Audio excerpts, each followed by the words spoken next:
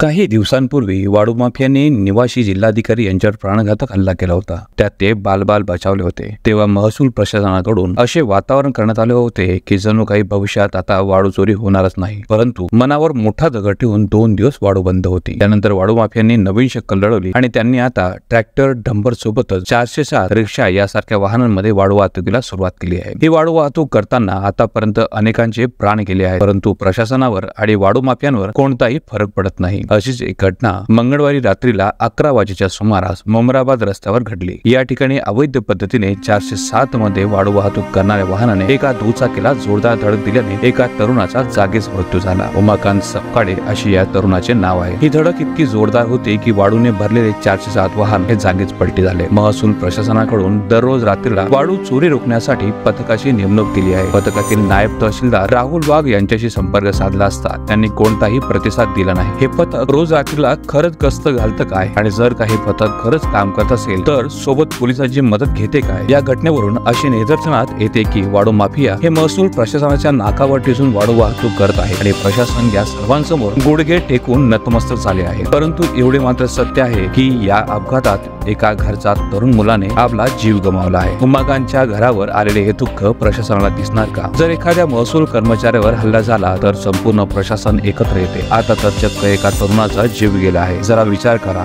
कोणाचा मुलगा, कोणाचा भाऊ, अशा अनेक नात्यांचा आज इथे मृत्यू झाला आहे। बघा, काही करता आलं तर। साक्षीदार न्यूज, जळगाव।